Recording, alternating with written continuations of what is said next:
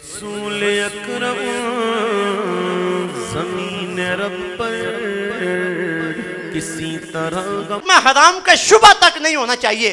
صحیح بخاری کی حدیث پاک ہے، میرے اور آپ کے محبوب کریم علیہ السلام ارشاد فرماتے ہیں کبھی رات کا وقت ہوتا ہے، عشاء کی نماز کے بعد میں اپنے گھر میں جاتا ہوں، دیکھیے احتیاط ذرا، اپنے گھر میں جاتا ہوں، مجھے بھوک لگی ہوتی ہے، گھر میں کھانے کی کوئی چیز نہیں ہوتی، میرے بستر پہ کوئی کھجور پڑی ہوتی ہے، اب بھوک لگی ہے، چاہتا ہوں کہ اٹھا کے کھا لوں، جب منہ کے قریب لے کے جاتا ہوں پھر دل میں خیال آتا ہے کہ کہیں یہ کھجور صدقے کی نہ ہو، اور صدقہ کھانا تو میرے لیے جائز نہیں۔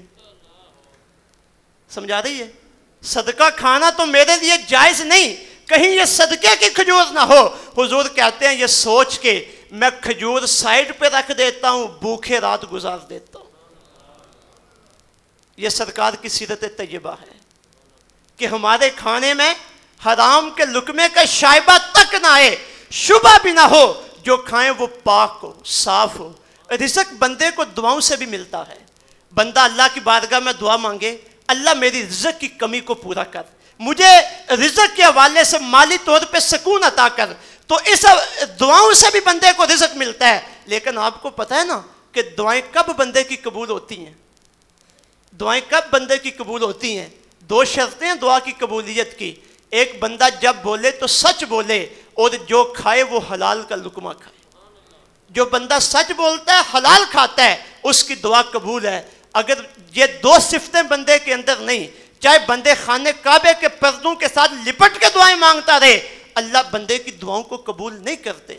شعب الایمان کی حدیث پاک ہے، آقا علیہ السلام ارشاد فرماتے ہیں ایک بندہ بڑی دور سے چلے، اتنا لمبا سفر اس کا کہ اس کے کپڑے مٹی سے گندے ہو گئے، میلے ہو گئے، اس کے بالوں پہ گرد پڑی ہوئی ہے، اور اپنے آئے خانے کعبے کے قریب پہنچائے، پہاڑی پہ کھڑا ہو کر خانے کعبے کو سامنے رکھ کے لمبے لمبے ہاتھ اٹھا کے دعائیں مانگے، اللہ مجھے یہ بھی عطا کر، یہ بھی عطا کر، یہ بھی عطا کر، یہ بھی عطا کر۔ اب لمبا سفر کر کے آیا، خانہ کعبہ سامنے ہے، اب وہ کون سی دعا ہے جو خانہ کعبے کے سامنے قبول نہیں ہوگی؟ لیکن یہ آدمی خانہ کعبے کے سامنے کھڑا ہے، دعائیں مانگ رہا ہے، حضور ارشاد فرماتے ہیں اللہ اس کی دعا قبول نہیں کرے گا۔ صحابہ حیران ہوئے کہ اتنا لمبا سفر کر کے آیا، خانہ کعبے کے سامنے کھڑے ہو کے دعائیں مانگ رہا ہے، دعائیں قبول نہیں ہوتی۔ حضور ارشاد فرماتے ہیں اللہ اس کی دعا قبول کیسے کرے؟ اللہ کیوں اس کی دعا قبول کرے؟ وجہ یہ ہے کہ اس کا کھانا حرام کا ہے، اس کا پینا حرام کا ہے، اس کا پہننا حرام کا ہے، اس کے استعمال میں آنے والی چیزیں حرام کے پیسے سے بنی، تو اللہ اس کی دعا کیسے قبول کرے؟ اگر آپ دعاؤں کی قبولیت چاہتے ہیں، اپنی زبان کو صاف کر لیں، اپنی زبان کو پاک کر لیں، اور اپنے پیٹ میں جانے والے لقمے کو پاک کر لیں۔ پیٹ میں جانے والا لقمہ پاک ہو گیا، زبان سے نکلنے والا بول صاف ہو گیا، آپ اللہ کے ولی بن گئے، آپ کی دعائیں قبول ہونا شروع ہو گئیں۔ یہ نسخہ ہے۔ تو جب اس طرح آپ دعائیں مانگیں گے، بالکل آپ کے پاس کم رزق ہے، وہ کم رزق حلال کھا کے آپ دعائیں مانگیں گے، اللہ آپ کی دعا کو قبول کرے گا، جتنا آپ کو رزق کی ضرورت ہے اتنا رزق عطا فرما دے گا۔ کچھ وظائف بھی ہمیں بتائے گئے ہیں رزق کے اضافے کے، میں چاہتا ہوں کہ وہ وظائف بھی آپ نوٹ کر لیں اپنے ذہن میں اور ان پہ عمل کریں۔ جب آپ جائیں، کوئی رزق کی کمی کا شکار آپ کو نظر آئے، پہلے تو یہ میری باتیں آپ کو بتائیں جو میں نے آپ کو پہلے بتا چکا ہوں، پھر دو وظیفے اسے بتا دیں۔ سب سے پہلا رزق کی تنگی دور کرنے کا وظیفہ کہ سورہ کل شریف سے محبت کریں۔ کس سورت سے؟ سارے بولیں کس سورت سے؟ کل شریف، کل هو اللہ احد، اس سے محبت کریں۔ اور اپنے گھر میں جب داخل ہوں تو گھر والوں کو سب سے پہلے کہیں السلام علیکم۔ کیا کہیں؟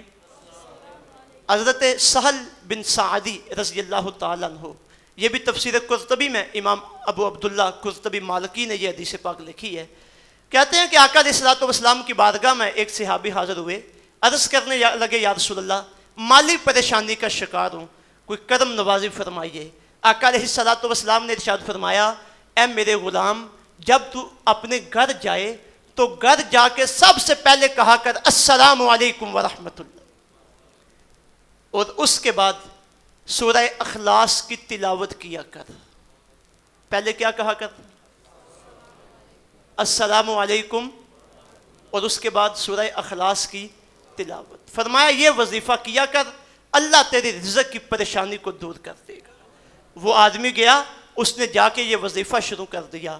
چند دنوں کے بعد وہ حضور کی خدمت میں حاضر ہوا. آقا علیہ الصلوۃ والسلام نے ارشاد فرمایا میرے غلام، میں نے تجھے وظیفہ بتایا تھا، بتا کیا بنا؟ عرض کرنے لگا یا رسول اللہ میرے ماں باپ آپ پہ قربان جائیں، آپ نے جو وظیفہ بتایا میں نے وہ وظیفہ کیا، اللہ نے کرم نوازی کی، میرے لیے رزق کے دروازے کھول دیے. نہ صرف میں رزق کے حوالے سے سکون کے اندر ہو گیا، بلکہ میرے رزق سے میرے ہمسایوں کو بھی فائدہ پہنچنے لگا، میرے پڑوسی بھی میرے رزق سے فائدہ اٹھانے لگے. اب یہ سرکار کی زبان سے نکلا ہوا نسخہ ہے، کوئی مشکل ہے؟ مشکل ہے کوئی؟ یاد ہو گیا آپ کو؟ بولے نا کیا وظیفہ ہے؟ سب سے پہلے السلام علیکم اور پھر سورہ اخلاص کی تلاوت. یہ مختصر سا وظیفہ ہے، یہ کر کے دیکھیں، پھر دیکھیے اللہ رب العزت رزق کے اندر کتنی برکتیں پیدا فرماتا ہے. اور یہ رزق کی جو ٹینشن ہے، لوگ نماز کے لیے نہیں آتے، تلاوت قرآن پاک کا وقت نہیں، رمضان میں روزے رکھنے کا وقت نہیں، نماز تراویح کا وقت نہیں، علماء کے پاس بیٹھ کے کوئی درس سننے کا وقت نہیں. ہر بندہ کولو کے بیل کی طرح رزق کی تلاش میں مارا مارا پھر رہا ہے. بھائی رزق کی تلاش تو لازم ہے، لیکن جو طریقہ اسلام نے بتایا وہ ہم نے چھوڑ دیا ہے. طریقہ وہ اپنائیں، نماز کا وقت بھی نکلے گا، والدین کی خدمت کا وقت بھی نکلے گا، نماز تراویح کا وقت بھی نکلے گا، روزے کا وقت بھی نکلے گا، رشتہ داروں کے ساتھ حسن سلوک کا وقت بھی نکلے گا، صلہ رحمی کا وقت بھی نکلے گا. یہ سارے معاملات نکال کے، یہ سارے کام کر کے، پھر بھی آپ کے پاس اتنا رزق ہوگا کہ آپ پرسکون ہوں گے، اللہ رب العزت کی رحمت کے سائے میں ہوں گے. یہ ایک وظیفہ تھا. دوسرا وظیفہ بھی یاد کر لیں. قرآن پاک میں پارہ نمبر 27 میں ایک سورہ ہے جس کا نام ہے سورہ واقعہ. کیا نام ہے؟ پیچھے تک بولے نا، وہ پچھلے کونے تک، تاکہ مجھے پتا چلے کہ میری محنت ضائع نہیں ہو رہی. کیا نام ہے؟ سورہ واقعہ. پارہ نمبر 27 کے اندر. اتنی لمبی نہیں ہے، صرف 2 صفوں کی یہ سورت ہے. 3 یا 4 منٹ یا حد 5 منٹ کے اندر بندہ اس کی تلاوت کر لیتا ہے. میرے بھائیوں، اگر رزق کی کمی سے نجات چاہتے ہو اور مالی حوالے سے سکون چاہتے ہو تو سورہ واقعہ کو اپنے سینے کے ساتھ لگا لو. بلا ناغا مغرب کی نماز کے بعد یا عشاء کی نماز کے بعد جب وقت ملے سورہ واقعہ کی تلاوت کرو، پھر دیکھو اللہ رب العزت کتنا سکون عطا فرماتا ہے. ہمارے محبوب کریم علیہ الصلوۃ والسلام کا ارشاد گرامی ہے کہ جس گھر میں رات کے وقت سورہ واقعہ کی تلاوت ہو، اس گھر میں کبھی بھی رزق کی کمی نہیں آ سکتی، رزق کی تنگی اس گھر کے اندر نہیں آ سکتی. تفسیر ابن کثیر میں علامہ حافظ ابن کثیر نے یہ بڑی خوبصورت بات لکھی ہے. کہتے ہیں کہ آقا علیہ الصلوۃ والسلام کے صحابی حضرت عبداللہ ابن مسعود بیمار ہو گئے. اتنی شدت کی بیماری تھی کہ اب لوگ ان کی زندگی سے مایوس ہو گئے. دور تھا امیر المومنین حضرت عثمان غنی کا. وہ اپنا فرض ادا کرتے ہوئے تیمارداری کے لیے تشریف لائے. جب حالت دیکھی تو غیر تھی. عرض فرمانے لگے عبداللہ ابن مسعود، آپ تو دنیا سے جا رہے ہو، آپ کے پیچھے آپ کی جوان بیٹیاں ہیں، مجھے اگر آپ اجازت دیں تو آپ کی بیٹیوں کا بیت المال سے وظیفہ لگا دیتا ہوں تاکہ آپ کے جانے کے بعد ان کی مالی حالت بہتر رہے. عبداللہ ابن مسعود بستر مرگ پہ ہیں اور اس وقت بندہ انتظار میں ہوتا ہے کہ کوئی تعاون کرنے والا میرے پاس آئے تاکہ میرے گھر کی ذمہ داری برداشت کرے. لیکن کمال ایمان تھا عبداللہ ابن مسعود کا. جب امیر المومنین کی طرف سے یہ آفر ہوئی تو اب عبداللہ ابن مسعود فرمانے لگے امیر المومنین، مجھے بیت المال کے وظیفے کی ضرورت نہیں ہے، مجھے بیت المال کے وظیفے کی ضرورت. امیر المومنین حیرانگی سے پوچھنے لگے عبداللہ ابن مسعود آپ کے پاس کیا جائیداد ہے کہ جب دنیا سے چلے گئے تو آپ کے گھر کا نظام چلے گا؟ فرمانے لگے کوئی جائیداد نہیں، میں نے اپنے محبوب کریم سے سنا تھا کہ جس گھر میں رات کے وقت سورہ واقعہ کی تلاوت ہو وہاں رزق کی کمی نہیں آ سکتی. میں نے اپنی بیٹیوں کو سورہ واقعہ یاد کروا دی ہے، یہ رات کے وقت سورہ واقعہ کی تلاوت کرتی رہیں گی، اللہ انہیں رزق عطا فرماتا رہے گا.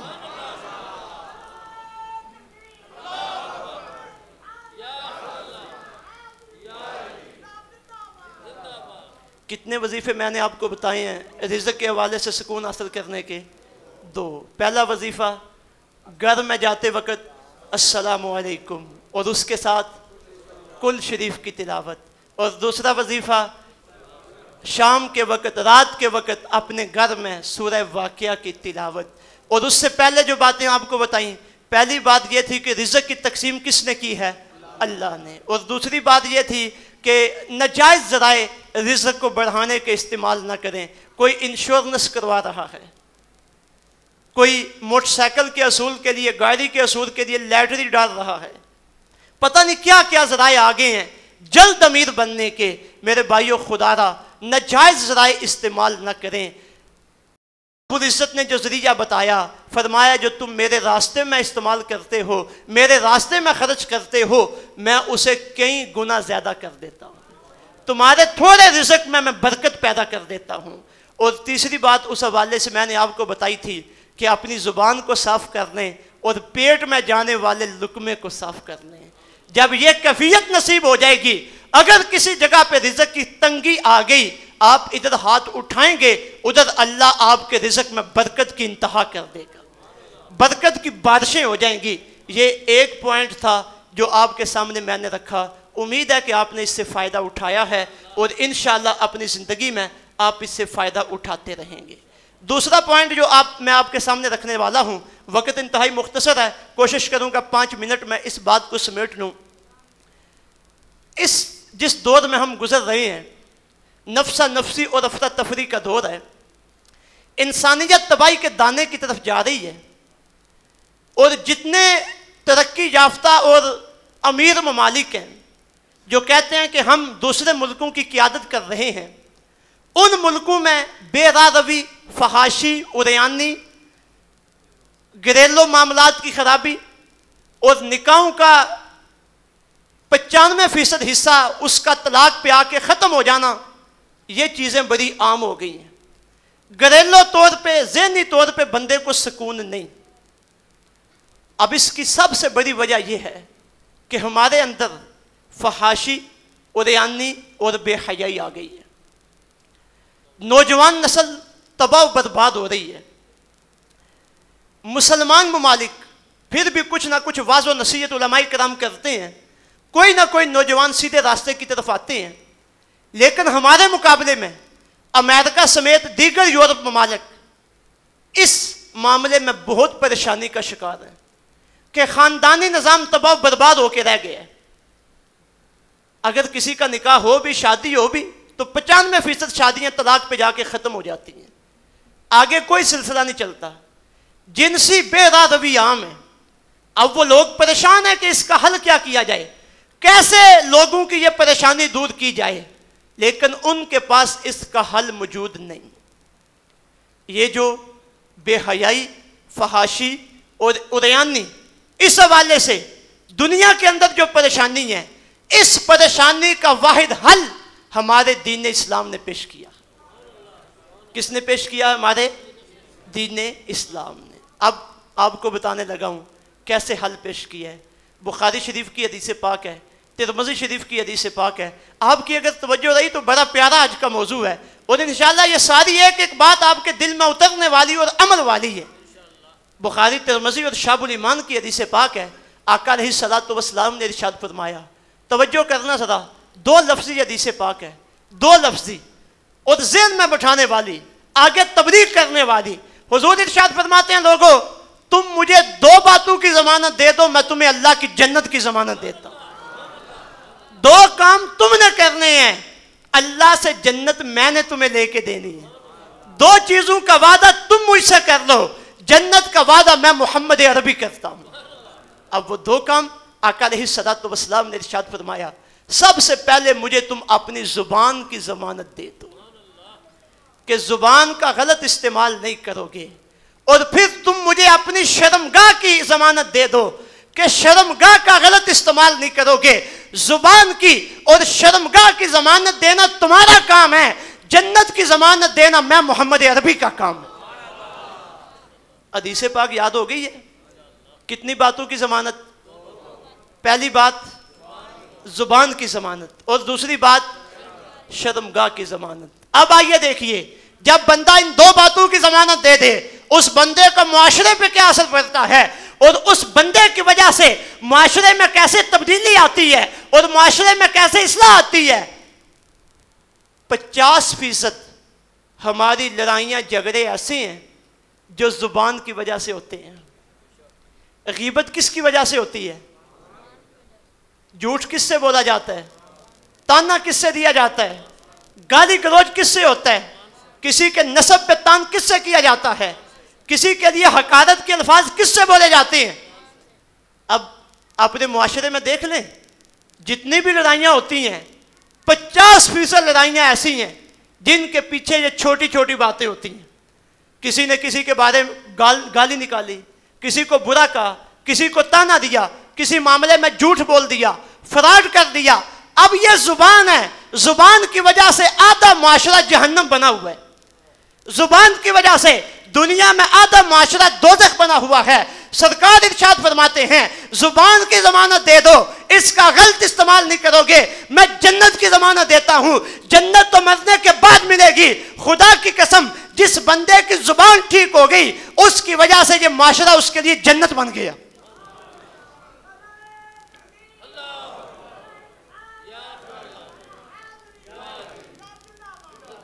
معاشرہ جنت بن گیا، ہر طرف سکون پھیل گیا۔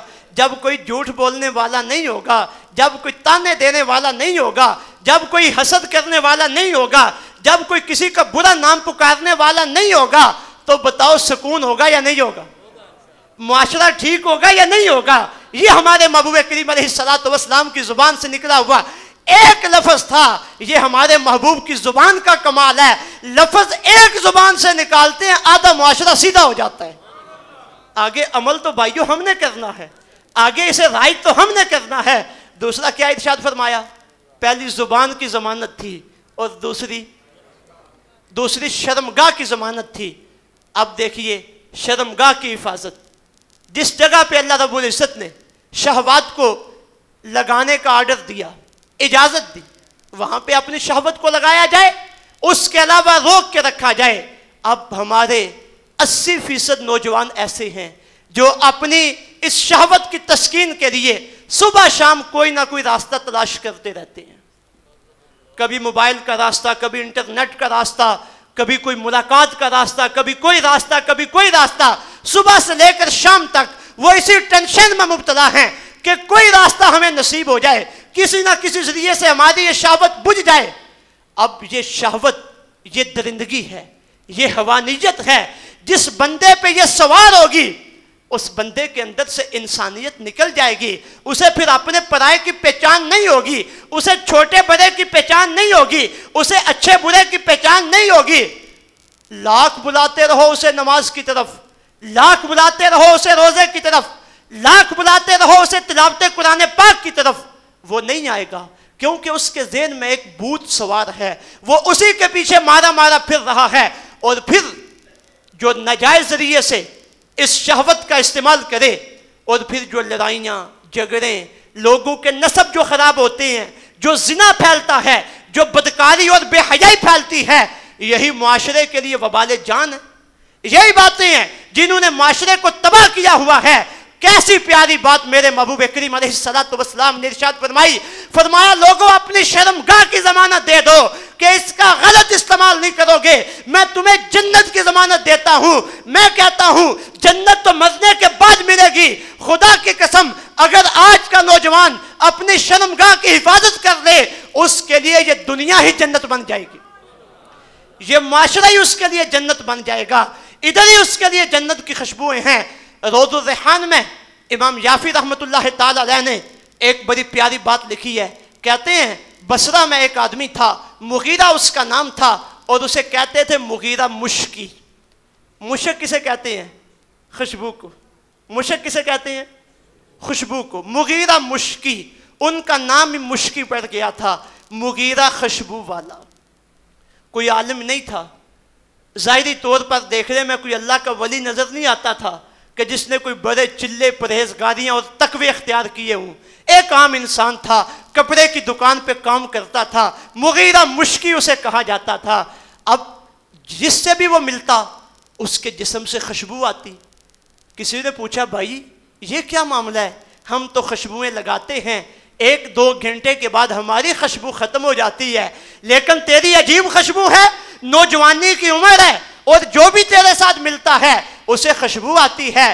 بھائی یہ خوشبوئیں کہاں سے آئی؟ وہ اس نے اپنا پھر واقعہ بیان کیا، کہنے لگا میں کپڑے کی دکان پہ کام کرتا تھا، مختلف عورتیں کپڑے کی دکان پہ کپڑا لینے کے لیے آتی۔ ایک مرتبہ ایک امیر گھرانے کی عورت کپڑا خریدنے کے لیے آئی اور اللہ رب العزت نے مجھے حسن و جمال اور شکل و شباہت بھی عطا کی تھی۔ جب اس نے مجھے دیکھا تو اس کا ارادہ خراب ہو گیا، اس کے دل کی نیت بدل گئی، برا ارادہ اس نے کر لیا اور بہانے میں اس نے بہت زیادہ کپڑا خرید لیا۔ اب اتنا کپڑا تھا کہ خود اٹھا کے وہ گھر نہیں لے جا سکتی تھی۔ اس نے میرے مالک کو کہا کہ اس نوجوان کو میرے ساتھ بھیجے تاکہ یہ کپڑا میرے گھر میں چھوڑ آئے۔ میرے مالک نے مجھے اس کے ساتھ بھیج دیا۔ کہتے ہیں کہ جب میں اس کے گھر میں پہنچا، گھر کے اندر پہنچنے کی دیر تھی، جب میں نے کپڑا اتارا تو اس نے اپنی خادمہ کو کہا کہ کنڈیاں لگا دی جائیں۔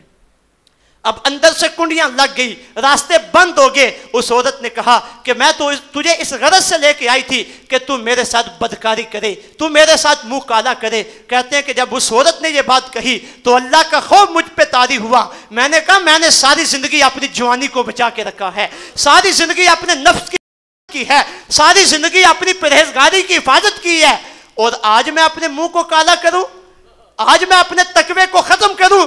اللہ کہاں میں پھنس گیا ہوں۔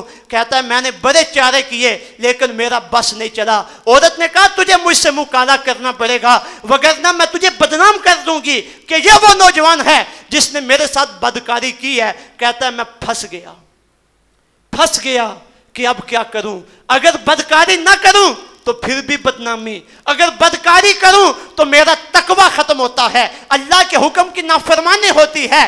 کہتے ہیں میں نے اللہ سے دعا مانگی، اللہ اب تو نے کرم نوازی کرنی ہے، میں نے تیرے آرڈر پہ چلتے ہوئے اپنے آپ کو پاک رکھا، تیرے آرڈر پہ چلتے ہوئے اپنے آپ کو صاف رکھا، آج تیری دستگیری کے بغیر میرا گزارا نہیں ہو سکتا۔ کہیں ایسا نہ ہو کہ میری شرم و حیا جاتی رہے، میرا تقوی و پرہیزگاری جاتی رہے۔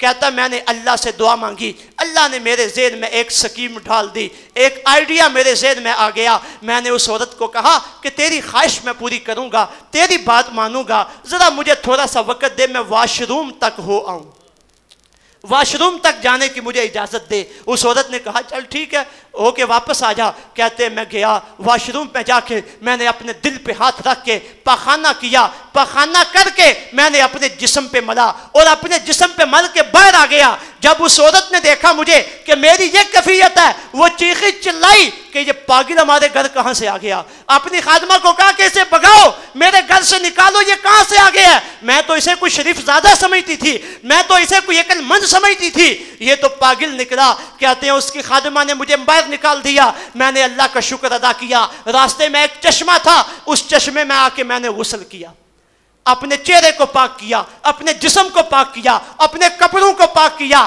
اور پاک کر کے اللہ کا شکر ادا کیا۔ اللہ تیری کرم نوازی ہے کہ تو نے میرے ذہن میں خیال ڈالا۔ وقتی طور پر تو میں نے اپنے آپ کو گندا کر دیا، لیکن ہمیشہ کی گندگی سے میں بچ گیا، وقتی طور پہ گندا ہو گیا، ہمیشہ کی گندگی سے بچ گیا۔ کہتے ہیں یہ بڑا مشکل معاملہ تھا، جس معاملے سے گزر کے میں اس گناہ سے بچا تھا، اللہ نے کرم نوازی کی۔ جو ہی میں نے غسل کیا، چونکہ میں نے بدبو کو برداشت کیا تھا، اللہ نے کرم نوازی کی، اس کے بدلے میں میرے جسم میں خوشبو کو پیدا فرما دیا، میرے جسم میں خوشبو پیدا ہوگی۔ وہ دن اور آج کا دن یہ میرے جسم میں خوشبو آ رہی ہے۔ تاریخ بغداد میں علامہ خطیب بغدادی کہتے ہیں کہ جب اس نوجوان کا وصال ہو گیا، اس کے وصال کے 40 سال بعد تک اس کی قبر سے خوشبو آتی رہی۔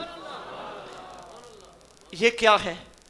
اپنی شرمگاہ کی حفاظت، اپنی خواہش کی حفاظت، اپنی نفسانی خواہش کی حفاظت۔ میرے جتنے بھی نوجوان بھائی یہاں پہ بیٹھے ہیں، یہ واقعہ بطور خاص ان میرے بھائیوں کے لیے ہے، اسے اپنے ذہن کے اندر محفوظ رکھ لیں، اور جہاں کہیں اس طرح کا موقع بنے، اصل بات تو یہ ہے کہ وہ موقع کہ جب کوئی دیکھ نہ رہا ہو، جب کوئی دیکھ نہ رہا ہو۔ رمضان کا بھی یہی پیغام تھا، لعلکم تتقون، ताकि तुम मुत्तकी बन जाओ। दोपहर के वक़्त रोज़ा रखा है, बंद कमरे में भी कुछ खाते नहीं थे, पीते नहीं थे, अल्लाह से डरते हुए कि अल्लाह रब्बुल इज़्ज़त के लिए रोज़ा रखा हुआ है। तो जब भी गुनाह करने का वक़्त आए तो इस चीज़ को पेश नज़र रखना है। और आका अलैहिस्सलातु वस्सलाम का इरशाद गिरामी है, वो नौजवान जिसे कोई हुस्न जमाल और हस्ब नसब वाली औरत दावते गुनाह दे और वो कहे मैं अल्लाह से डरता हूँ और ये क्या कि गुनाह से रुक जाए, हुजूर इरशाद फरमाते हैं कल क़यामत के दिन अल्लाह उसे अपने अर्श का ठंडा साया अता फरमाएंगे। ये वो दो पॉइंट थे जो मैंने आपके सामने रखे, एक रिज़्क़ के हवाले से सुकून और दूसरा माशरती सुकून, अपनी ज़ुबान के हवाले से सुकून, अपनी शर्मगाह के हवाले से सुकून।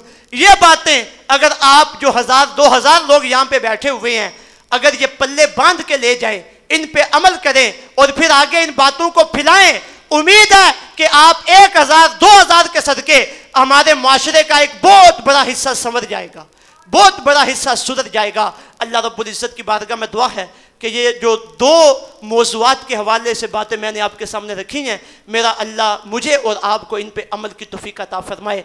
अब ये मेरी गुफ्तगू का सिलसिला ख़त्म, अब अगला गुफ्तगू का हिस्सा और अगली चंद बातें आपकी खिदमत में रखने वाला हूँ। सबसे पहले तो ये मदरसे की फंडिंग के लिए, मदरसे की गुराई के लिए हमारे अहबाब आप लोगों के पास आ रहे हैं और जितना हो सके, रमज़ानुल शरीफ मुबारक का जुम्मातुल विदा है, आखिरी जुम्मा है, तो जितना हो सके अगर आप आगे आके कोई ज़्यादा चंदा देना चाहें ताकि आपकी वजह से दूसरे लोगों को तरगीब मिले तो ये काम भी आप कर सकते हैं। और जितने हमारे साथी आ रहे हैं जल्दी जल्दी जितना हो सके इनके साथ तामुन करें। ये अल कासिम ट्रस्ट के जितने भी सिलसिले हैं, मदारस के जितने भी सिलसिले हैं, ये आप अहबाब के तामुन से चलते हैं और आप अहबाब हमेशा तामुन करते रहते हैं। आप तशरीफ़ लाए हैं, अपना फितराना फ़ी कस के हिसाब से 100 रुपया ये ज़रूर जमा करवा के जाएं। जितना भी आप माल जमा करवाएं कोशिश करें कि उसकी रसीद ज़रूर हासिल करें और आपका दिया हुआ एक एक रुपया यहाँ से ही मसरफ़ पे खर्च होता है। सैकड़ों के हिसाब से तुलबा और तालिबात हमारे मदारस में दीनी तालीम हासिल कर रहे हैं और गरीबों की फलाह के सिलसिले, बेवा औरतों की फलाह बहबूद के सिलसिले जारी व सारी। माशाल्लाह ये हमारे साथी 3000 रुपया लेके आए हैं, अल्लाह रब्बुल इज़्ज़त इनके ये पैसे कबूल फरमाए। तो जितना हो सके, वक़्त इंतहाई मुख्तसर है, उठ के भी देते जाएँ और ये जो जोलियों वाले साथी आ रहे हैं इन्हें भी, इनके साथ भी तामुन करते जाएँ। तो आपका फितराना ये ज़रूर अदा करके जाएँ। ज़कात, ये जितने भी सदक़ात व खैरात हैं, आपकी अव्वलीन ये कोशिश होनी चाहिए कि हमारे बुजुर्गों का जो सिलसिला है इसमें ये हमारा हिस्सा पड़े। आपका दिया हुआ एक एक पैसा आपके अकाउंट में जमा हो रहा है, ये दुनिया का अकाउंट नहीं। दुनिया में इसका फ़ायदा तो आपको ये है कि अल्लाह इसके सदक़े आपके रिज़्क़ में बरकतें अता फरमाएंगे और एक आखिरत का फ़ायदा है। आका अलैहिस्सलातु वस्सलाम का इरशाद गिरामी है कि जो तुम अल्लाह के रास्ते में देते हो, जिस तरह तुम किसी जानवर की परवरिश करते हो, अल्लाह तुम्हारे सदक़े की परवरिश करता है, उसे बढ़ाता रहता है। कल क़यामत के दिन यही तुम्हारे सदक़े होंगे जो बहुत बड़ी तादाद में वहाँ जाके तुम्हें मिलेंगे और इनके सदक़े तुम पे करम नवाजी होगी। तो ये आपका अपना मदरसा है, सिर्फ रमज़ानुल मुबारक में ही नहीं बल्कि जहाँ भी मौका मिले। और बिलखसूस जो आपको आइडिया मैंने बताया कि जब भी अपने महीने का बजट बनाएं तो एक हिस्सा किसका होना चाहिए, एक हिस्सा अल्लाह के रास्ते में होना चाहिए, तो वो हिस्सा इस मदरसे में पहुँचाएँ। ये एक सदक़े का गल्ला है, सदका बॉक्स, ग्रेलो सदका बॉक्स।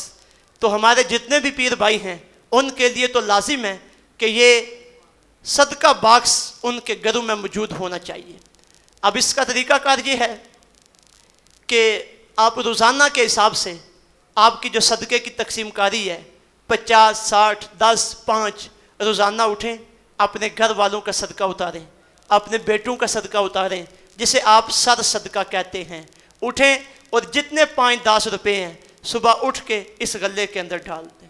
अब महीने के बाद तो आपका 500-600 रुपया बन चुका होगा, तो 500-600 रुपया एक मरतबा देना ये शायद बंदे के लिए परेशानी हो, लेकिन रोज़ाना के हिसाब से अगर 10, 15, 20 रुपये अगर बंदा डालता जाए महसूस भी नहीं होगा और महीने के बाद इतना बड़ा सदका اب لوگوں کا مستحقین تک پہنچ جائے گا، اور اس کے صدقے اللہ رب العزت کرم نوازیاں بھی فرمائے گا۔ تو یہ پیر بھائیوں سے تو میری پرزور گزارش ہے، پرزور اپیل ہے کہ یہ باکس لے کے جائیں، باہر وضو خانے کے ساتھ ہمارے ساتھی بیٹھے ہیں، انہیں اپنا نام ایڈریس نوٹ کروائیں اور یہ لے کے جائیں، اور پھر ہر مہینے جتنا بنے، 100 بنے، 50 بنے، 1000 بنے، 2000 بنے، جب جمعے کے لیے آئیں نکالیں، یہاں دفتر میں جمع کروائیں اور اپنی رسید لے جائیں۔ یہ فنڈ والے حضرات ان کے ساتھ تعاون کرتے رہیں۔ سبسکرائب کیجئے ہمارا چینل اور دبائیں اس بیل آئیکن کو تاکہ آپ کو ریگولر نوٹیفیکیشن اپڈیٹس مل سکیں۔